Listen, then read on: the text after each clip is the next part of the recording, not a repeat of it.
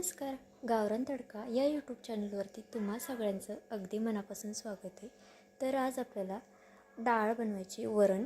तर त्याच्यासाठी मी इथं तुरीची आणि मुगाची डाळ घेतली मिक्स. तुम्ही नुसती तुरीची घेतली तरीसुद्धा चालेल. तर मी इथे ही कुकरच्या भांड्यामध्ये टाकून घेतली. तर ही आपल्याला स्वच्छ 2 ते 3 पाण्याने धुवून घ्यायची आहे. धुवून झाल्याच्या नंतरनं त्याच्यामध्ये पाणी टाकायचे. डाळीच्या थोडंसं वर आपल्याला पाणी टाकायचं आहे, जास्त पाणी टाकायचं नाही, नाहीतर मग डाळ आपली कुकरमध्ये उतू जाऊ शकते. हे बघा, इतपतच पाणी टाकायचं आहे आपल्याला.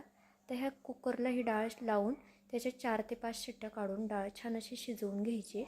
तोपर्यंत आपण डाळीची तयारी करूया. तर मी इथे एक टोमॅटो घेतला आहे.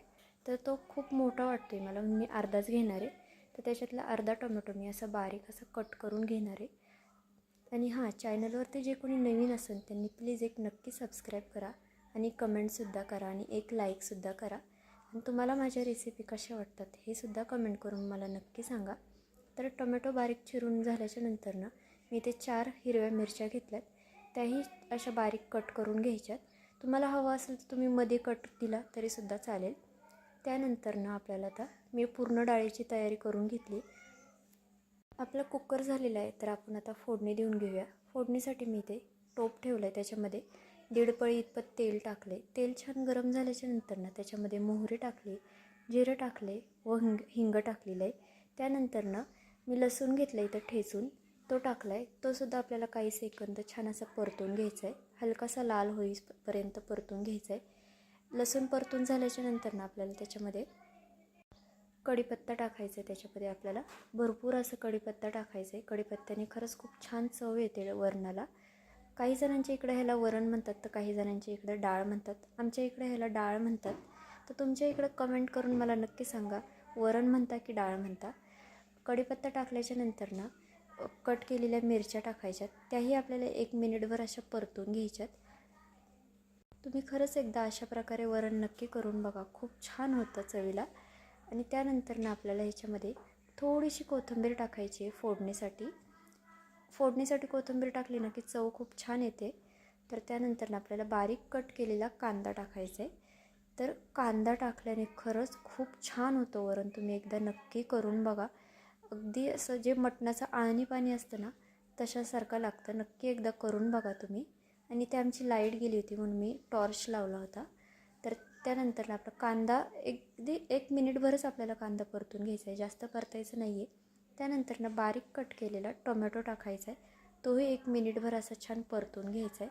टोमॅटो परतल्याच्या नंतरनं आपल्याला त्याच्यामध्ये हळद टाकायची. तर मी इथे अर्धा चमचा इतपत हळद घेतली, ती टाकली. ती टाकल्याच्या नंतरनं हे मिक्स करून घ्यायचं आहे छान. मिक्स केल्याच्या नंतरनं जी आपण डाळ शिजवून घेतली होती ना, ती टाकायची ह्याच्यामध्ये. आपल्याला डाळ पळीने छान आधी मॅश करून घ्यायची, त्यानंतरनं टाकायची, म्हणजे डाळ अशी एकजीव होते चांगली. तर हे बघा, मी आता डाळ ही पळीने छान अशी मॅश करून घेतली, ती टाकली. त्यानंतरनं आपल्याला ह्याच्यात पाणी ॲड करायचं आहे. आपल्याला डाळ कितपत घट्ट ठेवायची, पातळ ठेवायची. तर मी आता ह्याच्यामध्ये पाणी ॲड करणार आहे. पाणी ॲड केल्याच्या नंतरनं आपलं हे छान असं मिक्स करून घ्यायचं आहे. आपण डाळ चेक करायची, आपल्याला किती घट्ट पातळ पाहिजे नाही, त्यानुसार पाणी टाकायचं आहे ह्याच्यामध्ये. त्यानंतरनं आपल्याला मीठ टाकायचं आहे चवीनुसार. मीठ टाकून घ्यायचं आहे, छान एकदा मिक्स करायचं आहे आणि उकळी काढून घ्यायची आपल्या डाळीला चांगली. तर मी आता आणि हा गॅस बारीकच ठेवा, नाही तर मग डाळ उतू जाऊ शकते. बारीक गॅसवरतीच उकळी काढून घ्यायची. पाहू शकता आपल्या डाळीला छान अशी उकळी आलेली आहे. डाळ छान अशी उकळल्याच्या नंतरनं त्याच्यामध्ये आपल्याला भरपूर अशी बारीक कट केलेली कोथिंबीर टाकायची. कोथिंबीर थोडीशी जास्त वापरायची, म्हणजे डाळ खायला खूप छान लागते. तर आता हे मिक्स करून घ्यायचं आहे आपल्याला. मिक्स केल्याच्या नंतरनं गॅस आपल्याला बंद करायचं आहे. कोथिंबीर टाकल्याच्या नंतरनं गॅस लगेच बंद करायचा, म्हणजे त्या कोथिंबीरीची चव टिकून राहते डाळीमध्ये. तर आता पाहू शकता तुम्ही किती छान झालेली आहे. रेसिपी आवडली असेल तर कमेंट करा, लाईक करा आणि सबस्क्राईब नक्की करा.